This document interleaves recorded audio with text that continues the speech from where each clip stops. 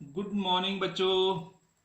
बेटा अभी हमने पिछला टॉपिक पढ़ा है करंट कैरियर्स, मतलब the charge entities who flow in definite direction constitute electric current. ठीक।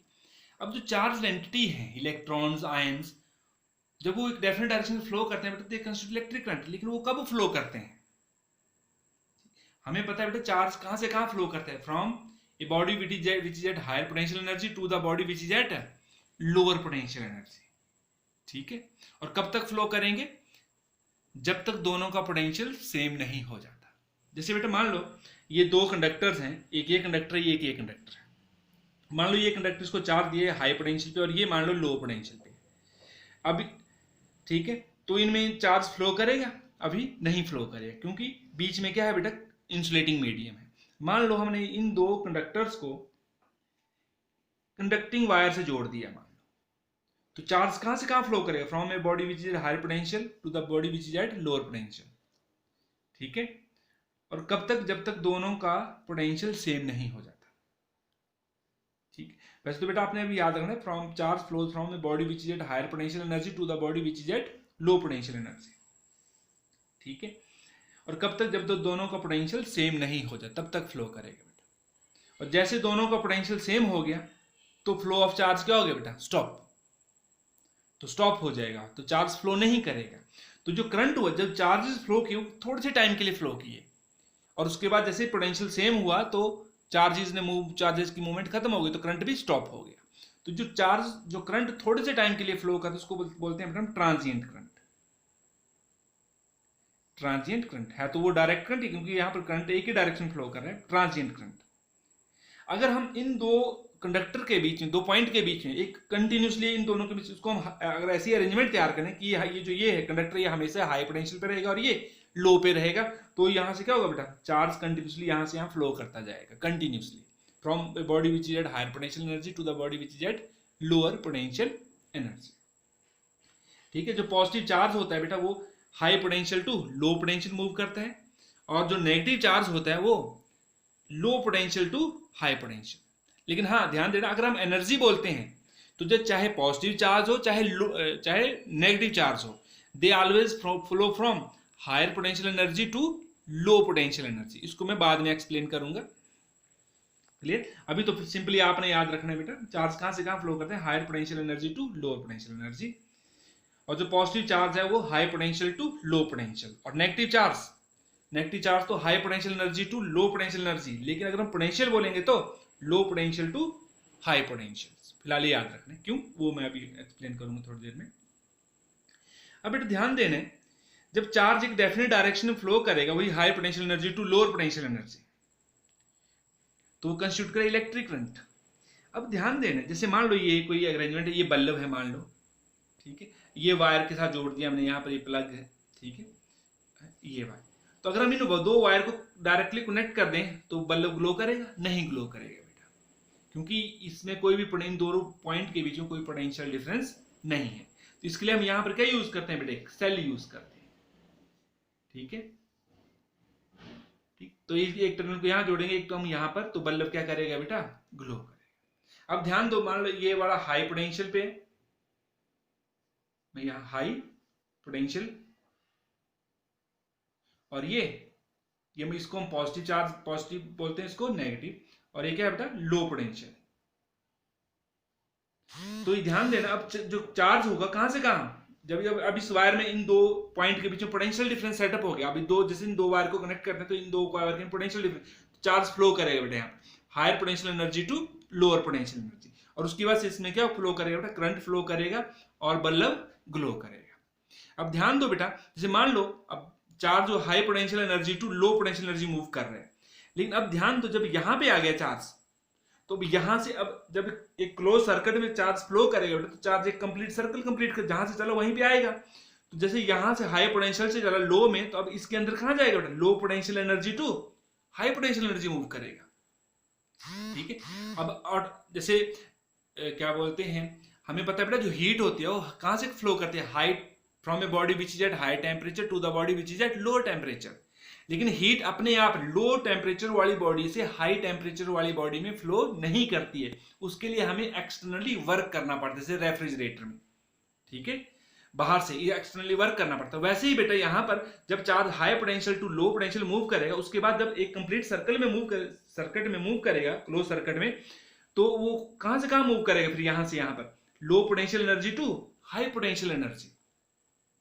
ठीक है, तो लेकिन चार्ज अपने आप लो से हाई में नहीं मूव करता, उसके लिए क्या करना पड़ता है बेटा, एक्सटर्नली वर्क करना पड़ता है। और वो वर्क कौन करता है बेटा, ये अरेंजमेंट, जो सेल है वो एक अरेंजमेंट बनाई गई है हमने। ठीक है, और वो क्या करती है, वो कंपेल करती है चार्ज को, चार्ज को एनर्जी सप्लाई करती है ताकि वो कहां से कहां मूव करे बेटा, low potential energy to high potential energy. अपने आप तो charge high potential energy to low potential energy move करेगा, लेकिन अपने आप फिर वो लो से हाई में नहीं आएगा, तो उसके लिए क्या करना पड़ेगा बेटा, एक्सटर्नली वर्क करना पड़ेगा। ठीक है, वो कौन वर्क करता है बेटा, वो जो सोर्स ऑफ ईएमएफ है हमारे पास, जैसे सेल है, बैटरी है, ठीक है, या डायनमो है, जनरेटर्स होते हैं, तो वो पोटेंशियल डिफरेंस क्रिएट करते हैं। वो क्या करते हैं, वो एनर्जी सप्लाई करते हैं ताकि जो चार्जेस है वो कहां से कहां मूव करे बेटा, low potential energy to high potential energy. और उसी अरेंजमेंट को क्या बोलते हैं बेटा, सोर्स इलेक्ट्रोमोटिव फोर्स। तो इलेक्ट्रोमोटिव फोर्स जो है उसको ईएमएफ बोलते हैं। ये कुछ नहीं है, ये एक्सटर्नल फोर्स भी बोल सकते हैं, ये एक्सटर्नल, ठीक है। और ये अरेंजमेंट एक अरेंजमेंट, मैकेनिकल अरेंजमेंट है जो क्या सप्लाई करती है बेटा, एनर्जी सप्लाई करती है, किसको, करंट कैरियर्स को। ठीक है, अब करंट कैरियर जो भी होंगे, इलेक्ट्रॉन को दोनों होंगे तो दोनों, मतलब पॉजिटिव आयंस और नेगेटिव आयंस। ठीक है, तो उनको क्या करती है बेटा, वो एनर्जी सप्लाई करती है ताकि वो कहां से कहां मूव करे, low potential energy to high potential energy. तो इलेक्ट्रोमोटिव फोर्स क्या हुआ बेटा, ये electromotive force is associated with an arrangement या मैकेनिज्म विच सप्लाई एनर्जी या डज वर्क। सप्लाई एनर्जी मतलब वर्क करेगा वो, या डज वर्क, ठीक है, and compels the current carriers to move from lower potential energy to high potential energy. ठीक है, तो जो सोर्स ऑफ ईएमएफ पता लग गया क्या क्या हो सकते हैं आपके पास, सेल हो सकता है, बैटरी हो सकती है। सेल में तो दो सेल को जब जोड़ते हैं तो उसको बैटरी बोलते हैं बेटा, मतलब एक से ज्यादा, मतलब दो या दो से ज्यादा सेल को जोड़ेंगे तो उसको बैटरी बोलते हैं। अगर एक ही सेल होगा तो, ठीक है, डायनमो हो सकता है, जनरेटर हो सकता है। तो ये क्या सप्लाई करते हैं बेटा, एनर्जी सप्लाई करते हैं करंट कैरियर्स को ताकि वो लो पोटेंशियल एनर्जी से हाई पोटेंशियल एनर्जी में मूव करे। जैसे मान लो हमारे पास, जब सेल की बात करें तो हम एक सिंपल सा सेल बताते हैं। जैसे मान लो एक टब है, इसमें हमने एक सॉल्यूशन डाल दिया, ठीक है, और इसमें दो इलेक्ट्रोड डाल देते हैं, जैसे एक कॉपर का एक जिंक का है, ठीक है, इसमें कॉपर सल्फेट सॉल्यूशन डाल दिया, कुछ भी डाल दिया। तो जब ये इलेक्ट्रोड्स हैं बेटा, आपने केमिस्ट्री में पढ़े होंगे, एक ऑक्सीडेशन रिएक्शन, एक रिडक्शन। तो जो सॉल्यूशन है इसके कंपैरिजन में एक के ऊपर क्या होता है बेटा, जैसे मान लो कॉपर है, इसके ऊपर एक के ऊपर रिडक्शन होगी, एक के ऊपर ऑक्सीडेशन होगी। ठीक है, अब जो रिएक्शन होगा बेटा, जब जो ऑक्सीडेशन और रिडक्शन, जिसकी वजह से एक के ऊपर कौन सा चार्ज आता जाएगा बेटा, पॉजिटिव चार्ज, और दूसरे के ऊपर कौन सा चार्ज आता जाएगा बेटा, नेगेटिव चार्ज। ठीक है, तो इसका पोटेंशियल बढ़ता जाएगा एज कंपेयर टू इलेक्ट्रोलाइट्स, और इसका पोटेंशियल इलेक्ट्रोलाइट के कंपैरिजन पोटेंशियल क्या करता जाएगा बेटा, डिक्रीज करता जाएगा। तो इन दो टर्मिनल के बीच में एक पोटेंशियल का डिफरेंस क्रिएट हो जाएगा बेटा। जैसे मान लो, सपोज करो, जैसे मान लो 2 पॉजिटिव चार्ज आ गया, 2 वोल्ट आ गया प्लस का, और यहाँ पर -2 volt, then what is the potential difference between these two electrodes, वही इसका पोटेंशियल माइनस इसका पोटेंशियल, इसका पोटेंशियल -2 वोल्ट, तो कितना बन जाएगा बताइए, 2 वोल्ट प्लस 2 वोल्ट कितना बन जाएगा, 4 वोल्ट। तो इन दोनों के बीच में कितना पोटेंशियल डिफरेंस क्रिएट हो जाएगा, 4 वोल्ट का क्रिएट हो जाएगा। ठीक, तो ये जो पोटेंशियल डिफरेंस आएगा, इसी मैग जब हमने इस सर्किट में से कोई भी करंट अभी विड्रॉ नहीं किया हुआ है, मतलब इसको हमने यूज नहीं कर रहे हैं, ये ओपन सर्किट है अभी, तो जो इन दो टर्मिनल के बीच में जो पोटेंशियल डिफरेंस होगा वो क्या होगा, मैक्सिमम होगा, और उसको क्या बोलते हैं बेटा हम, ईएमएफ ऑफ ए सेल।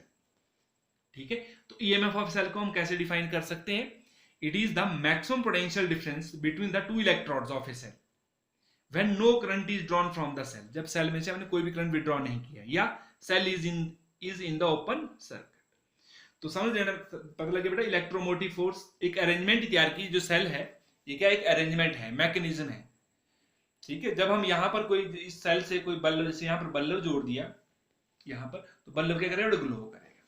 अभी मान लो सर, ठीक है, और कब देखो यहाँ से, अब जब ये है, ये हाई पे लो पे, तो करंट फ्लो करेगा यहाँ से, लेकिन अब इसके अंदर केमिकल रिएक्शन की वजह से क्या होगा बेटा,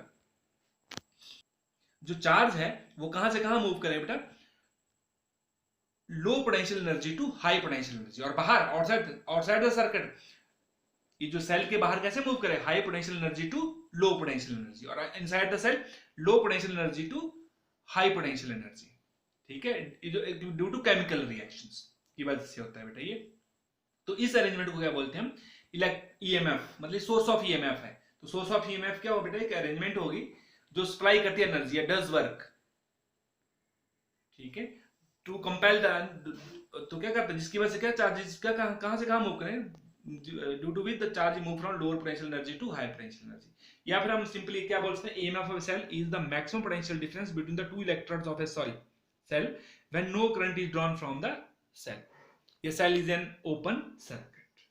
और इसको हम ये भी बोल सकते हैं बेटा, इस तरह से भी डिफाइन कर सकते हैं, जो it is energy supplied by the cells to drive a unit charge, एक यूनिट चार्ज को ड्राइव करना है, मूव करवाना है once around the complete circuit.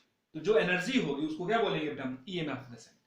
तो EMF of the cell is also defined as the energy supplied by the cell to drive a unit charge once around the complete circuit. और इसको हम इस तरह से भी लिख सकते हैं बेटा, ईएमएफ एनर्जी मतलब एनर्जी सप्लाइड या work done per unit charge, तो work done per unit charge E dot DL. और कंप्लीट सर्किट, क्लोज सर्किट में तो हम क्या करते हैं बेटा, इंटीग्रेट, मतलब क्लोज का ये सिंबल यूज करते हैं, क्लोज इंटीग्रेशन।